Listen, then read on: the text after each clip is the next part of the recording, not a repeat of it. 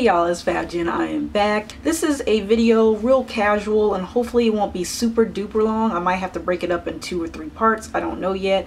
But this is just a video on how to get started on YouTube, or kind of like the whole kit and caboodle. How do I get started? Where do I start from? What do I need to have? And all that good stuff. Because I've been getting a lot of questions about it. To get started on YouTube, first of all, get the equipment that you need for recording, whether that be your cell phone, if you think that's best for you, cell phone, point and shoot, which is a digital camera with the capacity to record video, or a DSLR if you are more tech savvy and you really want to go balls to the wall. Then you're going to get your DSLR, or you can get a camcorder.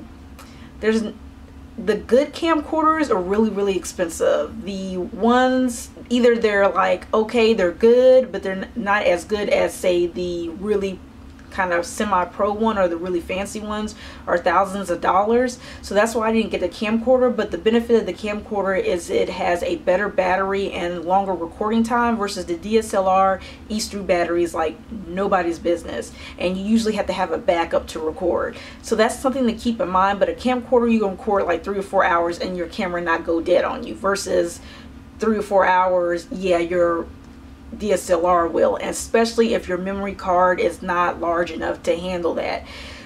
So that's something to think about. That's based on your research. I didn't get a camcorder because I didn't want to go over a certain price point.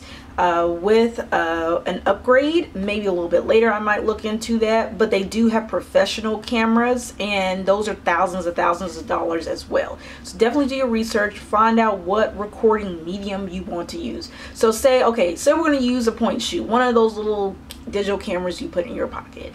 You have your standard, you have HD, and you have the new one that's like 4K or something like that, I believe. I think it's 4K, but don't worry about that. Something in HD. There's 720. There's 1080, 720 and 1080, and then I think there's one that's that's in the 1080 range, but a little bit higher, like 40 frames per second, something like that. 40 frames per second or something like that. I'm sorry, I'm just trying to remember off the top of my head, but I'll have that in the screen for you. Those are high definitions. Even if it's just 720 is good enough. 720, 1080 of course is going to be a better quality, but it's going to eat up a lot of memory. So that leads me to, once you get your medium, say we get a point and shoot. Okay, I got my point and shoot. Now I need a memory card. You need a memory card with a class of 5 and up for your HD. You want a memory card specifically for HD. And you want to make sure that the speed is able to keep up with the processor in your camera. Like with my DSLR, I have to have a 45 ms speed, and it's a 10 class, and it's the SD Extreme card, because I used a lower grade card and it would shut off on me, and that's because my camera was faster than the memory card. So the memory card couldn't keep up with the camera. So now, that's just after trial and error. For years I didn't know what was going on, because it wasn't just this camera, it was also another bridge camera that I had that was a Canon, and it was shut off on me, and that's because the memory card couldn't keep up with it. And that was just after about a year or so of figuring out that it's my memory card. So I got a memory card, invest the extra money into that, especially so it doesn't shut off on you. I don't know about the point and shoots. If you do have a faster speed card, I don't know if it would be able, if the camera would be slow and the processor would be fast, but I don't think it would hurt just to have the faster card.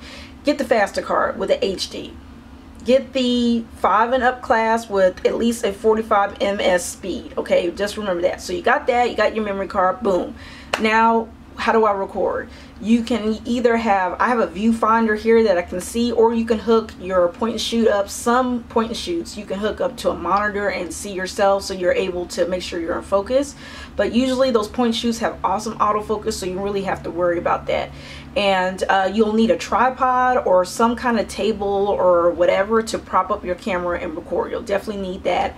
I'm using natural light right now. You don't need any studio lighting unless you're in a really dark place. Then you're going to have to look into into lighting. You can make your own lighting. There's a lot of DIY videos out there, so definitely check that out. And there's also places like on Amazon and whatnot where you can buy studio lighting at pretty reasonable prices. So we're talking about studio lighting can be anywhere from $50, really cheap, depending on what you want, all the way to $500, $600. The Diva ring is kind of like in that price point. A lot of people like to use that ring light, but there are tons of DIYs here on YouTube that are awesome to teach you how to do your own ring light. That's if you're savvy and you don't mind doing that kind of DIYs, because some of them can be a little bit more intense than others.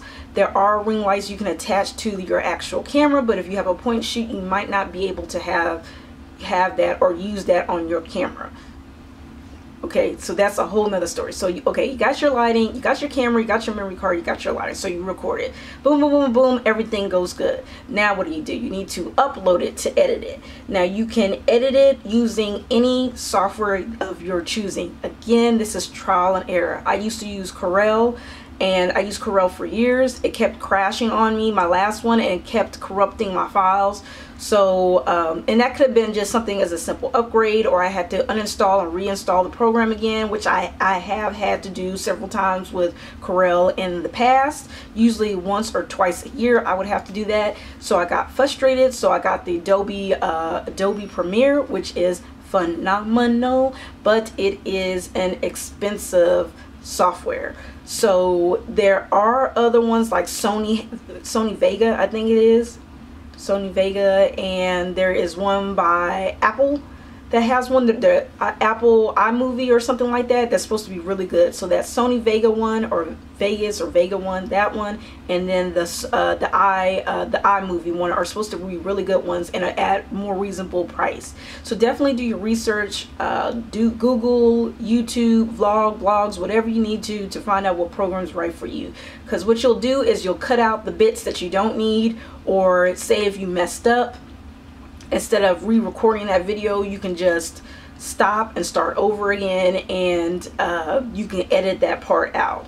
And you can do things like add photos, you can add time-lapse, you can you know, if you wanted certain bits to be at the end and certain bits to be in the front, you can do that. You can change the coloring, you can do tons of things with this software, you know, animations, things like that. Depending on how tech savvy you are, that's what pretty much the editing software does. So now you're going to export it or render it, and that's pretty much what that's doing with your file after you've edited it. Is putting everything together, just pretty much gluing every pieces together and making it permanent and making it into a format. Now the format you want to use for YouTube is MPEG-4s. There's FLAV files, there's tons others, MOV. You can use MOV too, but just make sure you go to YouTube. I can't remember all of them. Go to YouTube and make sure you upload and or export or render your video in the format that's acceptable for YouTube, because if you render it in a format that is not acceptable to YouTube, you can't upload it. So make sure you render it when you figure out your software how to render it to MOV, whatever, MPEG-4, whatever you have to do. And FLAV, FLV, can sometimes, that file format can be, I wouldn't recommend it if you're doing HD, because it tends to lose a little bit of HD quality unless it's FLAV HD and it's acceptable by YouTube. I would say use that one. MOV is fine, it does good in HD, and MPEG-4s are good for that. So those are just general. That's just a general rule. So do whatever you need to do. So, okay, after you upload it, you can schedule to have it uploaded. You can upload it immediately. Fill out your description box. Think about your title. Make sure that it's relevant to what you're doing. As far as thumbnails, you can now, thank God, select your thumbnails, so you don't have to use the thumbnails that they provide you, which is 3 after you finish uploading it. Upload your own thumbnail, whether it's a picture of you and the product, or something of that nature, or it's just a picture of the product, or a picture of what you're going to be doing, something that's really relevant to that video, because that's very important when people are going through the searches. They like to see good thumbnails. Put your thumbnail up, fill out your title, have a good title, like I said, that's relevant. Fill out the information box with everything you can think of that's related to that product, so that way when they do a Google search, it'll take you straight to your video, or so on and so forth. Also, there's that tag section. Fill it out completely in regards to what relates to the product, item, thing, subject that you're talking about, as much as you can. Like I do when I'm doing reviews like this, I'll put like YouTube, how to get started, camera equipment for YouTube, YouTube for beginners, where to start when making videos, things like that. Things that are relevant to this forum, I'll do it. I wouldn't put like beauty this, makeup, or anything like that. I wouldn't do that because this really has nothing to do with makeup. This is just in general YouTube. So after you've done that, you upload it, it's successful, go over your video. Go once it's up and loading. I always suggest to schedule your videos, but once it's up, you're allowed to see your own video. Press play and watch it all the way through to make sure nothing was glitchy, or you're not missing sound, or something didn't look right. I also recommend that you do that before you upload your video, but to save on time, you can upload it and see how it turns out, because sometimes it looks fine on your computer, but when you upload it, something ain't right. So just make sure you go through the video from beginning to end. If you want to have ideas on editing styles, watch several YouTube videos. Some like to do the cut frame, cut shots, where it's like da-da-da-da-da. Then it's like da-da-da-da. Hey, welcome to such and such and such. This is da-da-da-da-da-da. And da-ba-da-ba-da-ba-da-ba-da. Those are going to be cut frames. Then there's going to be transitional ones, like here's a transition right here, and here is another transition. Those are examples of transition effects. So there's different styles you can do it. You can do it with music. You got to be very careful with music, because if it's copyrighted and you want to monetize your videos, take your monetization away from that particular video. So make sure you go to sites. There are tons of YouTube videos and tons of sites here that do have royalty-free music. Just be careful. Some sites are very kind enough to format it for you. If you don't feel comfortable with getting free stuff, you can pay for a lot of these music clips, and some of them are like $1, some of them are $5. You know, it just depends on the artist, and they will be able to send you proper rights to the music or whatever that you're using from them. So just kind of keep that in mind. So I know it's a lot. It is a learning curve. It is patience. It is understanding. It is a ongoing process. I'm still to this day figuring out stuff. I started with webcam, then a point and shoot, then a bridge camera. A bridge camera is a mix between a DSLR and a point and shoot. And then from there, I went to a DSLR. And hopefully from here, maybe I can go on to a higher quality DSLR and or a camera, like a professional camera. But that is a little bit later. But this camera is excellent. The thing about DSLRs that I love is that I can change out the lenses to give different effects, and it also increases the quality. Right now I have a kit lens, and the kit lens aren't the best lenses in the world, so buying a separate lens is awesome. And every lens has different properties and focal points and all that other stuff. So if you're thinking about getting into a DSLR, definitely check out photography and focal points and soft focus, and if you want a blurred background, how to do that. I can do it with this camera, but there is a lens that's better for it that can give me a really nice blurred effect and give me a crisper frontal image versus the backdrop. That's a whole nother story. So I'm hoping that helps my coworkers and it helps you, my viewers, if you're interested in getting started. It's not that complicated. I hope I didn't make it sound that way, but those are really, really important.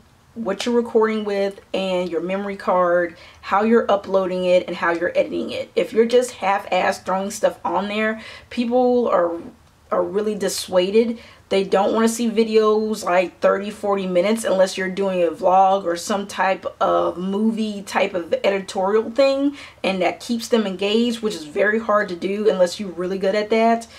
I suggest you keep your videos at least 7 minutes and under. Let's say 8 minutes and under.